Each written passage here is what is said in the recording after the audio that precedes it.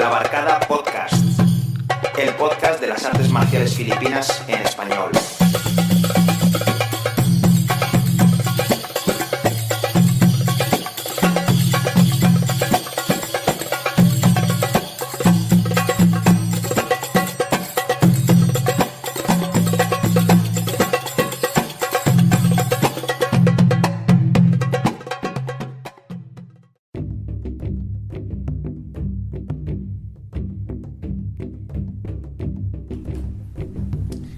Hola a todos y bienvenidos de nuevo a la Barcada Podcast. Y como lo prometido es deuda, en esta ocasión vamos a hablar sobre los inicios de la esgrima en Cebú. Y para ello contamos de nuevo con Bruno Cancho. Hola Bruno. Hola de nuevo a todos, un placer.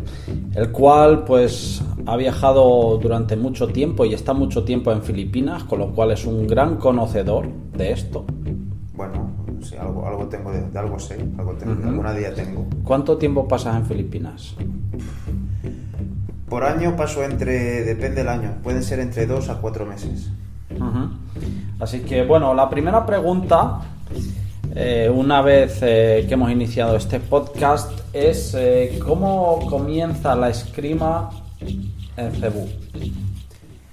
Bueno, la esgrima en Cebú, los únicos, podemos decir hasta el nivel nacional filipino, todo empieza en Cebú.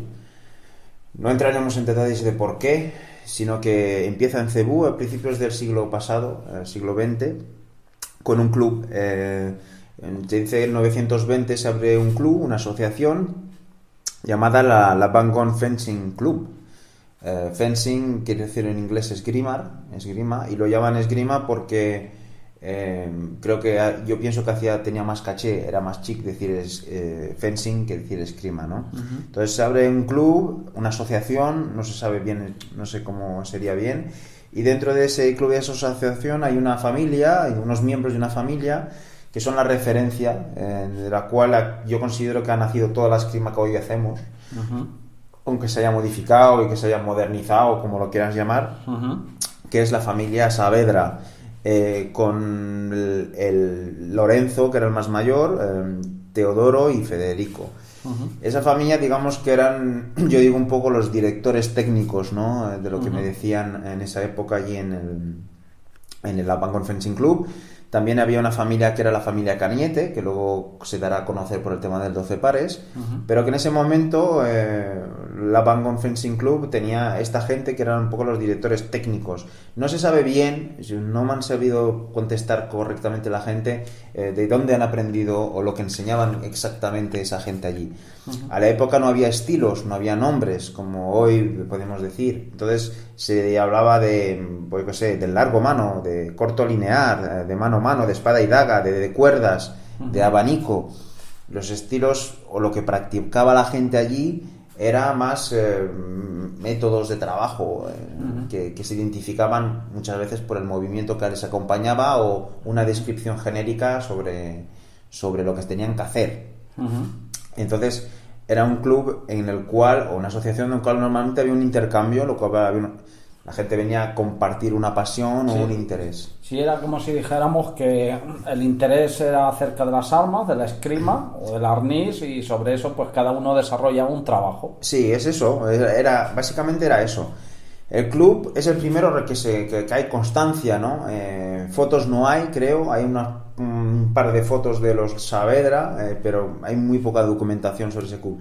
Sí que se sabe que había miembros que estaban en ese club, gente que luego fue relevante, como la familia Cañete que he nombrado, o también a Venancio Bacon, que luego creará el Anitahuac, y otra gente que luego tendrá una relevancia en la esgrima moderna.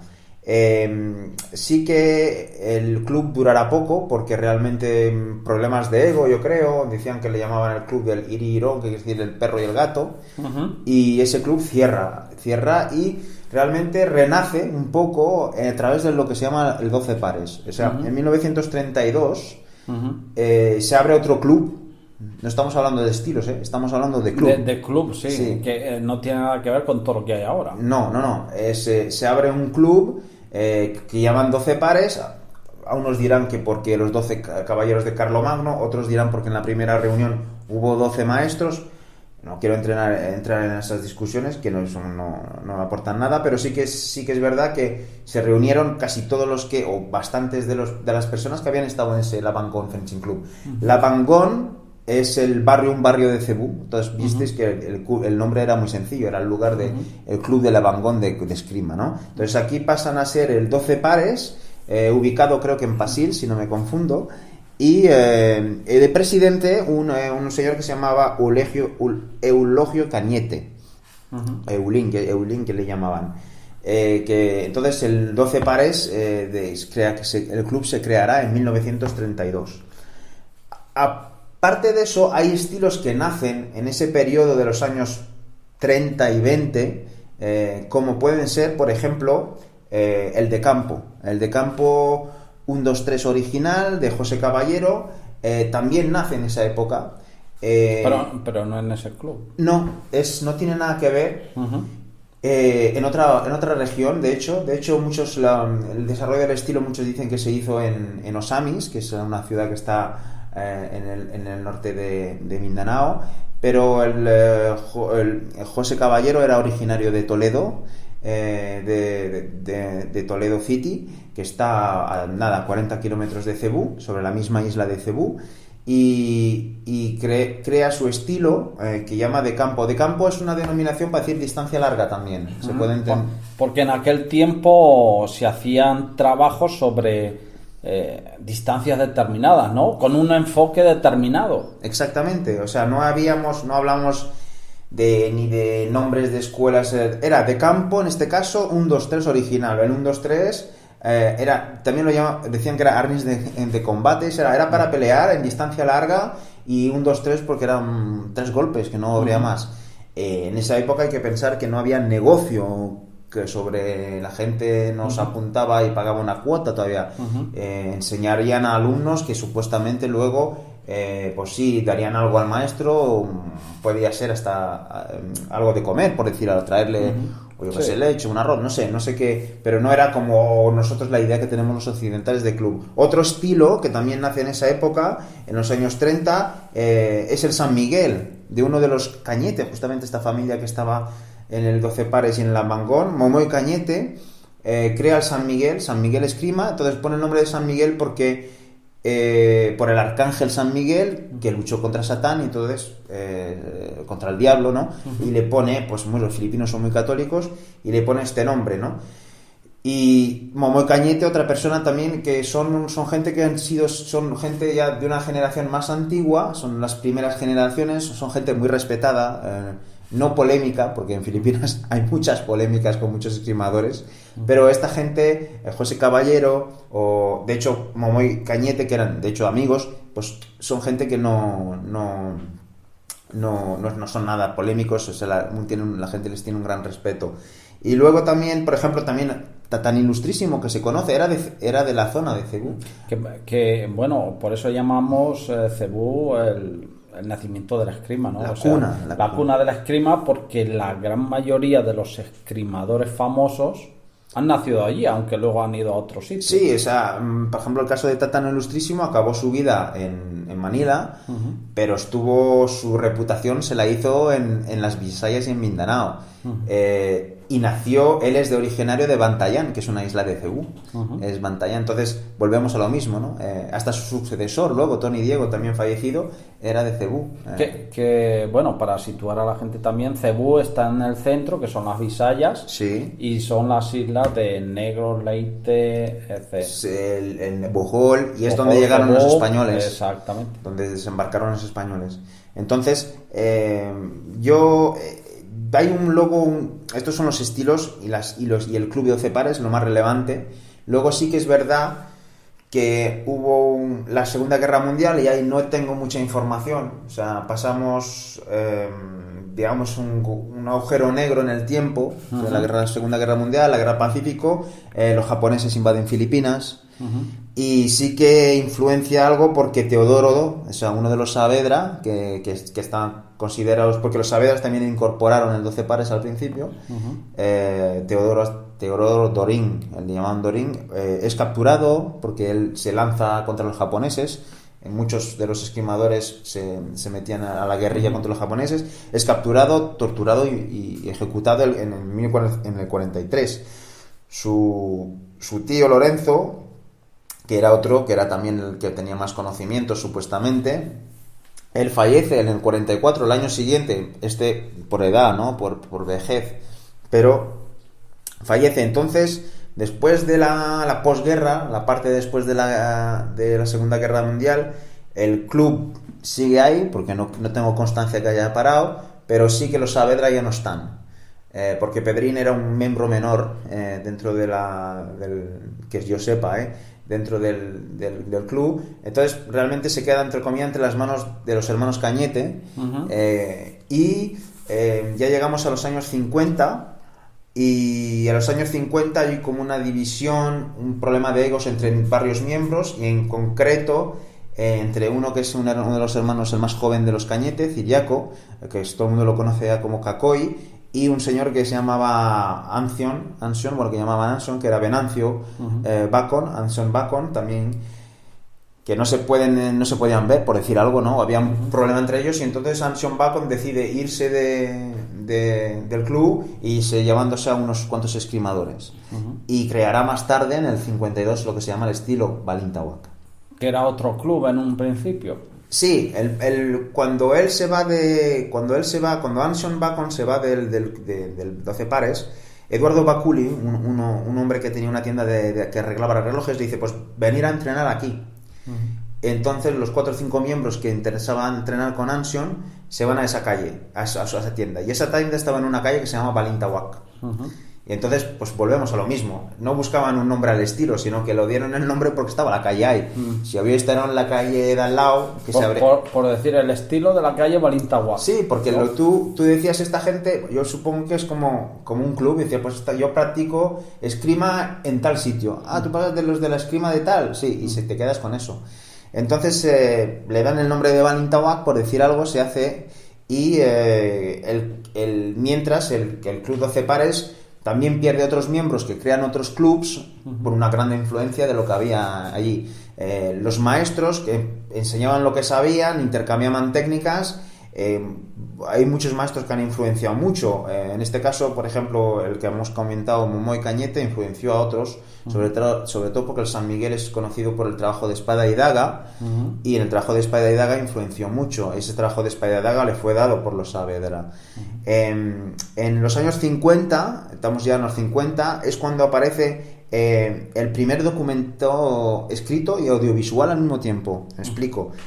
Hay un libro que sale, que es el de Plácido Yambao, en Filipinas, que es en el 57, que son conocimientos en el arte del arnís. Porque hasta esa época no había realmente una denominación para las artes marciales filipinas, como nosotros estamos aquí buscando que si el nombre es Kali, que si el nombre es arnís, esgrima, tal. Yo, por ejemplo, por mi experiencia, no me consta que haya la palabra Kali. En cambio, en Estados Unidos lo hay mucho. Hay hasta algunas veces cuando hablamos de trabajo de palo me comentan garote, y me hace gracia porque sé que en Sudamérica hay garotes. De hecho, bueno, ya que hemos hablado de esta nominación o de esta palabra, ¿no? En un principio era Fencing Club, ¿no? El hecho del Lavangón, sí, donde empieza a surgir todo. Sí, el Fencing Club, ellos utilizan la palabra fencing. Incluso lo que se llama ahora el cáliz ilustrísimo, antes era el método ilustrado de esgrima. Sí, pero bueno, es que ellos lo que pusieron cáliz, no cali, cáliz, que quiere decir espada. Espada, exacto. Era una manera de decir, los conocimientos de este hombre les metemos bajo el nombre de su espada, digamos, entonces cáliz, sí, ilustrísimo. Pero la palabra, yo por ejemplo, he oído muchas veces cuando entreno allí, los niños que, por ejemplo, familia de algunos de mis profesores, le dicen, toma, coge el garote, y correcta, ¿qué vas a practicar? Y le dice el padre al niño, vamos a practicar garote ahora.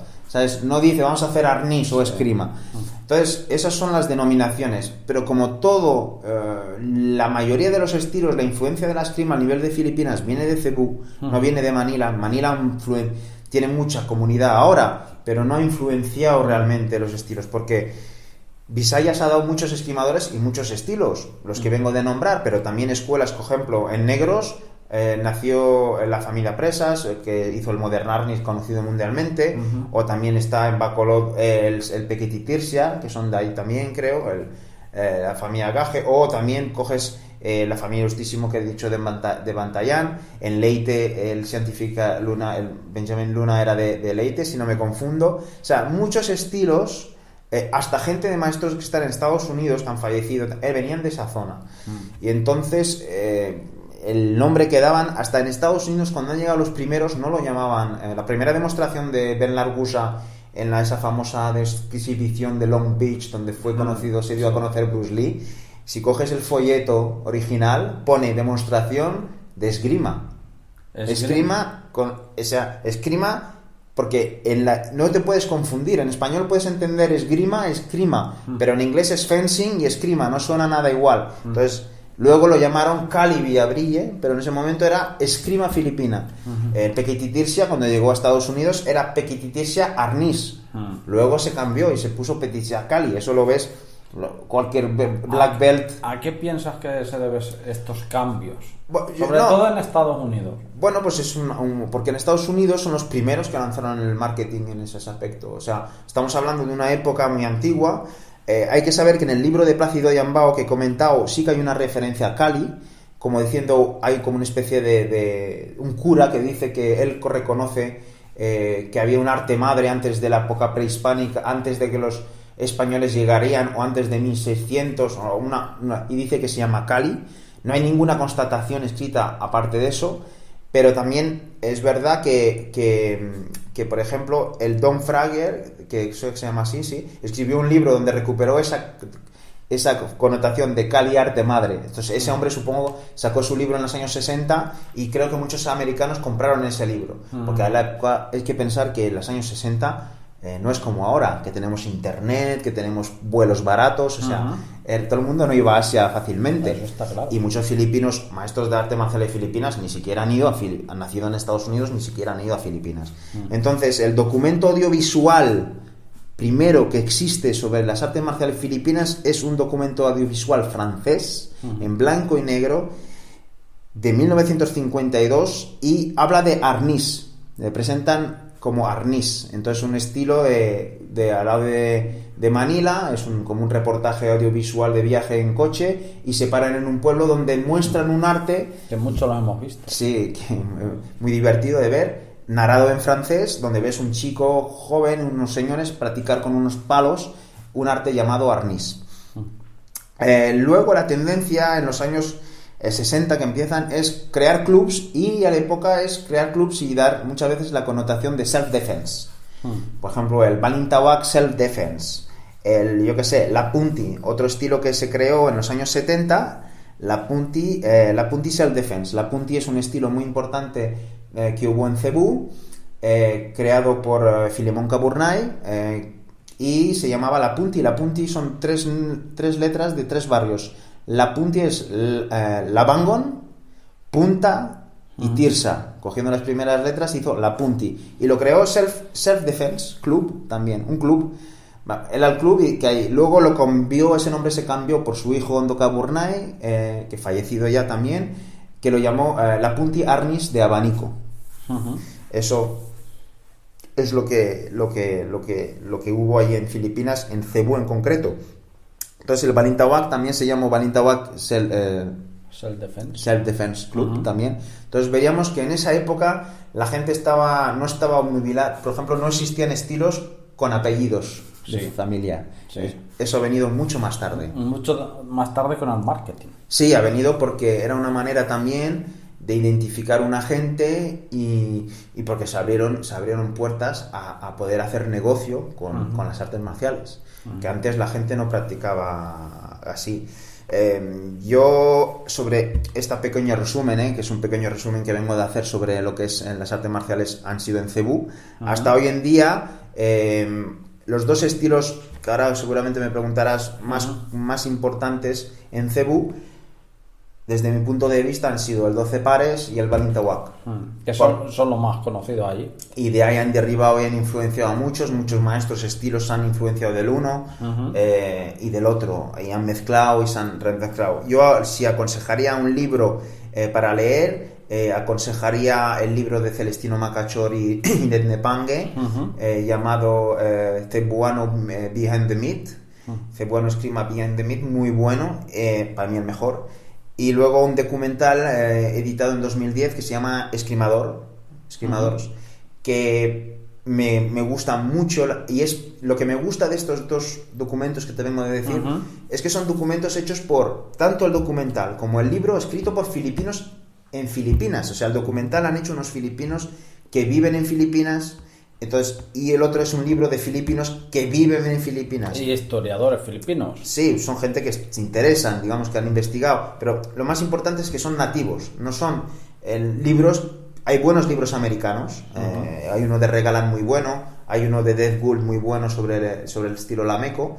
Pero yo considero que es mejor siempre ver también, es muy importante la visión de los nativos. O sea, mejor comprar un libro. Prefiero que me cuente la historia del flamenco un tío que me hace un libro en Sevilla que en Tokio. Claro, eso está claro. Entonces, pienso la misma cosa para las artes marciales. Es así.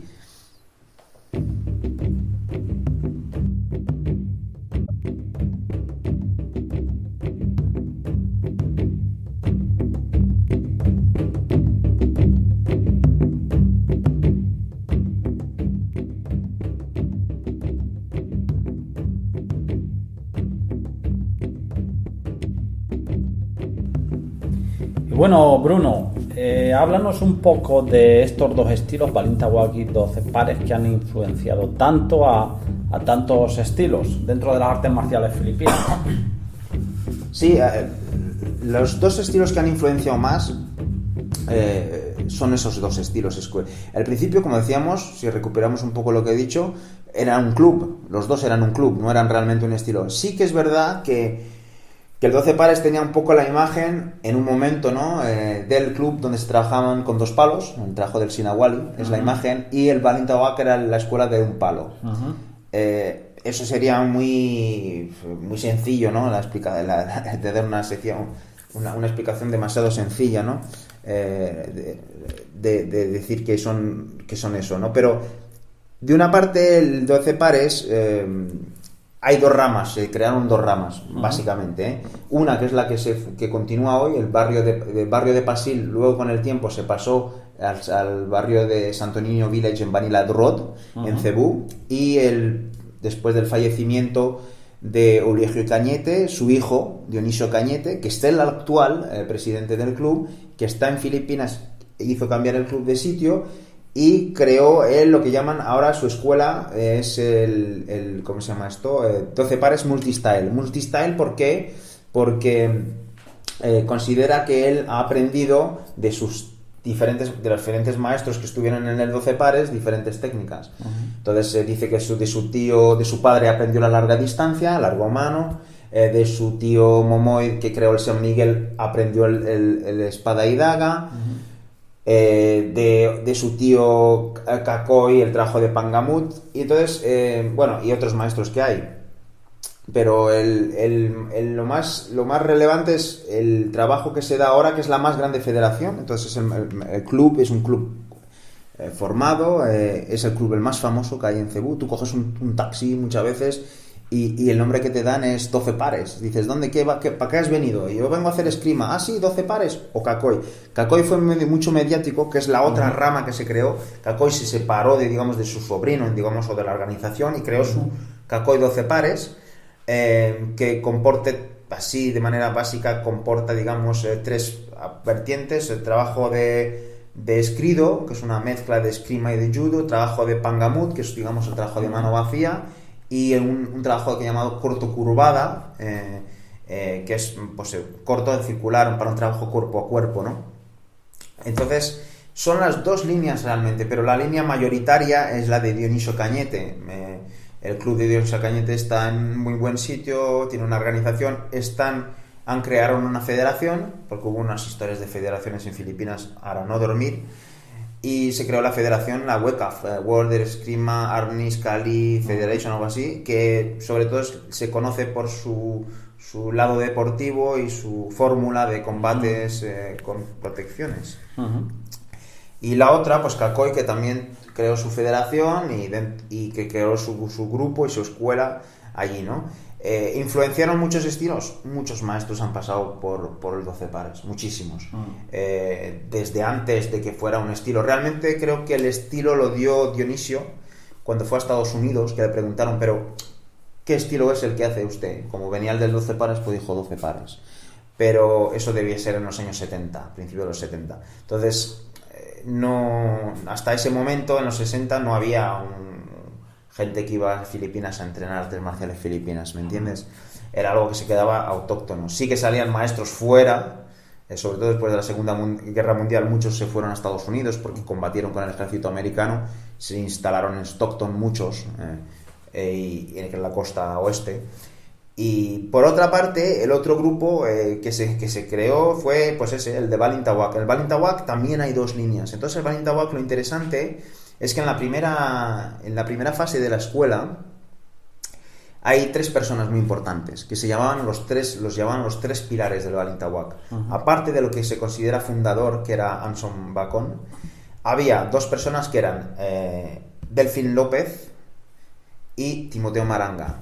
¿Quién eran esas dos personas? Primero eran dos personas con un físico fuerte, sobre todo Maranga, que era un tiarrón que se ven todavía sobre las fotos que hay, una persona que era muy atlética, que practicaba deporte y que era policía.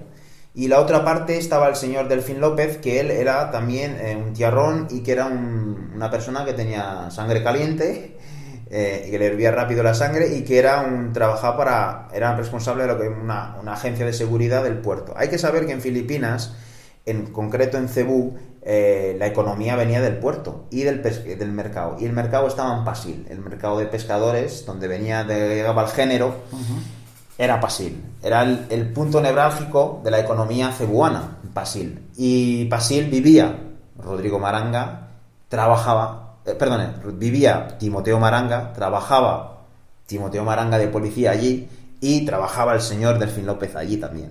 Entonces allí había muchos altercados con gente de otros sitios y se hicieron un nombre rápidamente, y claro, cada vez pasaba algo, pues era o bien por un lado o por el otro, tenían que involucraban a esta gente de personas, porque uno se ocupaba de la de seguridad, por si había huelgas o algo que pasaba mal, y el otro era policía. Entonces Delfín López y Timoteo Maranga, acompañados de Anson Bacon, son los que se consideran los pilares del Balintawak. Anson Bacon fue el fundador, fue el que les abrió los ojos sobre el trabajo y el concepto de cuentada. Entonces estamos hablando de los años 50. Luego vinieron otros esgrimadores a entrenar, y los más relevantes fueron Teofilo Vélez, que él había practicado 12 pares, y Atorné Villasín, José Villasín, que era abogado, Atorné, que dicen en inglés. José Villasín y Teofilo Vélez crearon la metodología de grupos, o sea, entrenaron con Anson Bacon y crearon una metodología para poder enseñar de manera más fácil y poder enseñar, poder hacer dinero, o sea, poder tener un club. Y entonces se empezaron a dar clases. Entonces se conoce mucho ese método, que es conocido bajo el método de grupos o el método de Teofilo Vélez, Method, porque fueron los más prolíferos. En la metodología de Anson original, Anson enseñó a mucha gente, pero no tenía club en concreto. Era presidente de los clubs, pero sobre el papel. Luego iba de vez en cuando, pero sobre todo era una persona que era muy pobre, tenía una familia numerosa, entre comillas, con muchos filipinos, y cuando le pagaban por reputación, pues iba a dar clase, ¿no? Entonces ha dado clase a mucha gente tiene un buen nivel, o mucha más gente no lo tiene. Entonces sí que en esta línea de grupos se transmitió más fácilmente, y hubo Teofilo Vélez en concreto, que dio una gran colección, digamos, de actuales profesores, o maestros, como les quieran llamar. Vamos a decir sus tres propios hijos, Pachito, Moni y Eddie, pero también gente muy conocida hoy, como por ejemplo se puede ser Bobby Taboada, Bobby Tabimina, Ben Marapao, Nene Cabucayán, Nikelizar, bueno, y no sé, olvido, pues que todos pasaron por el club que llamaban de Sicatuna, en la calle Sicatuna, todos pasaron por allí. Estuvieron más o menos tiempo, pero todos pasaron por allí. Luego otros se fueron a entrenar directamente y eso. Hay maestros que fueron influenciados por el Balintawak. El Modern Arnis, por ejemplo, Presas trabajó con Arnolfo Muncal, que era de Balintawak, y con Timoteo Maranga. ¿Por qué? Porque Timoteo Maranga no le molestaba enseñar a los zurdos, cosa que los filipinos, en general, a los esquimadores no les gustan mucho los zurdos, prefieren los diestros. Y por otra parte también, otros estilos, por ejemplo, como Eirosa, también trabajó con Anson Bacon. Sí. Entonces, ha influenciado, aunque luego el estilo se llama Eirosa de cuerdas.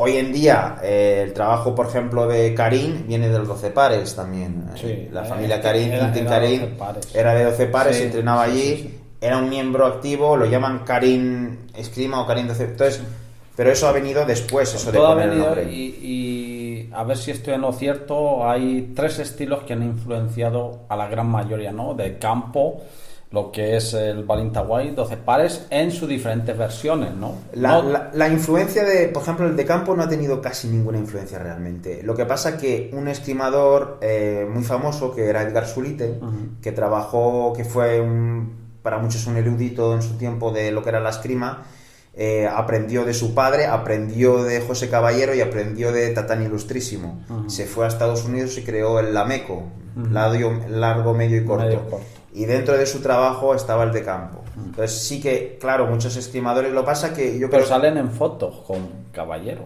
Sí, claro, salen fotos. Claro, es que él ha sido alumno de José Caballero, como ha sido alumno de su padre, como ha sido alumno... No solo a él, sino a muchos otros maestros. Sí, a ver, por ejemplo, maestros que han sido, por ejemplo, el de Piquititis y Leo Gaja ha estado trabajando en el 12 pares. Ha estado en el de campo, o sea, hay fotos de ello. Entonces... bueno, que luego ahí él ha dicho que luego se haya hecho que tenga su grupo, pero mucha gente ha sido influenciada, hay que reconocerlo. Estamos hablando de una época donde todavía no había mediatización. Sí, y donde todos entrenaban con todos. Donde todos entrenas con todos porque no había tanto para dar y el concepto del entreno, ¿no? Los mitos que hay también. En esta parte, ya que hemos llegado a este punto...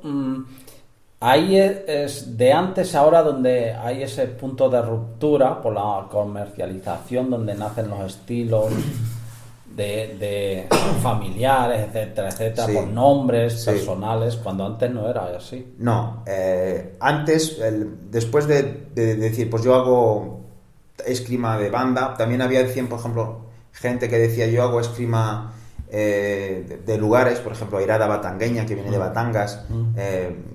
Luego vinieron, sí, los clubes. Yo hago esgrima en este club. Y no había un nombre. Luego vinieron los estilos en concreto. Y luego vinieron los estilos con nombres de familias. Eso ha sido en los años 90, 2000. O sea, y sobre todo de Estados Unidos. Sobre todo de Estados Unidos, que el tío lo que pone es su apellido al estilo. Y ya está. Entonces, ¿por qué? Porque para él es una manera de que la gente no se le vaya. Pero todos han aprendido de alguien. O sea, el señor que tiene su apellido en el estilo ha aprendido de alguien. En el principio nos engañaban mucho porque decían, no, he aprendido de mi tío, de mi padre, porque no se podía comprobar. Pero hoy en día, desde ya hace unos años, con los medios de comunicación, las redes, es muy fácil de contrastar la información, si sabes buscar, entonces ya no es tan fácil. Entonces ponen su nombre y ya venden un producto que son suyos. La que pasa que mucha gente tenemos una equivocación sobre las artes marciales filipinas. En Filipinas mucha gente piensa que la gente entrena todos los días, por ejemplo. Eso es mentira. Muchos maestros entrenan cuando viene gente a pedir a entrenar. El filipino trabaja, si tiene trabajo, y si no tiene trabajo, pues suelen quedar los domingos. Ese es el día que suelen quedar para entrenar.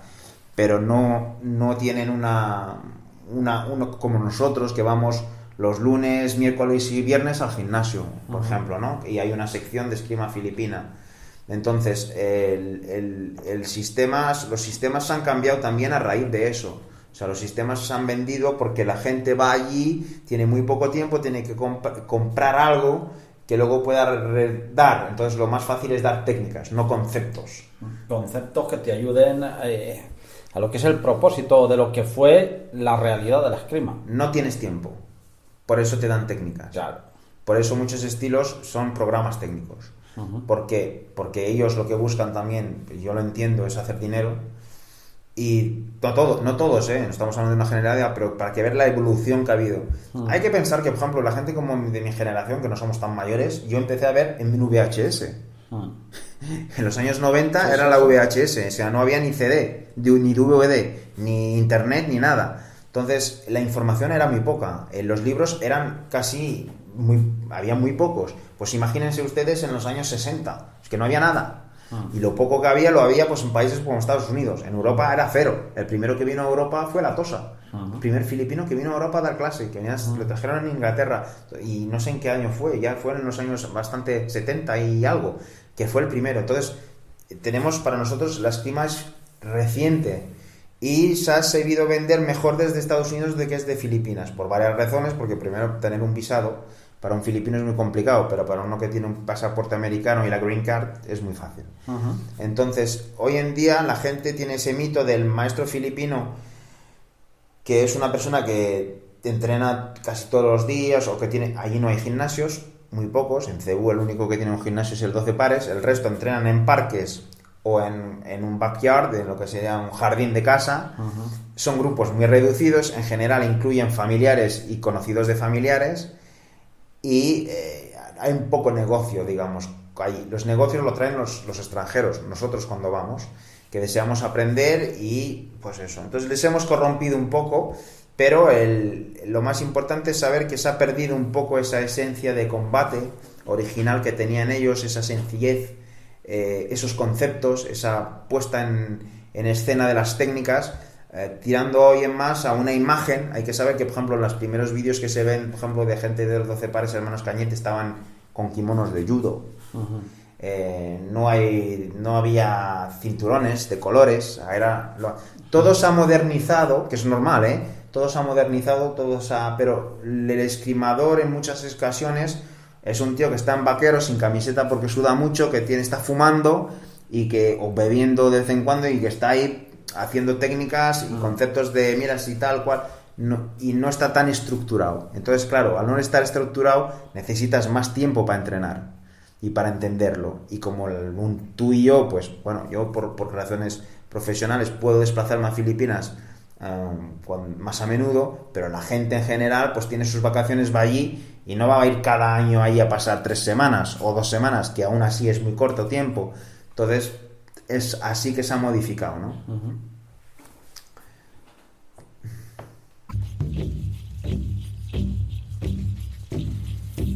Y bueno, ya para acabar este podcast, vamos a ver un poquito una recopilación de estilos y sistemas que se extendieron y nacieron pues en las Visayas, y de ahí pues llegaron a todos los rincones. Pues empezamos hablando de la zona de las Visayas. Pues empezamos vamos a empezar por la zona norte. Empezamos por Panay, Lightning Scientificarnis, que es de, creo, si recuerdo bien, de los años 30, finales de los años 30.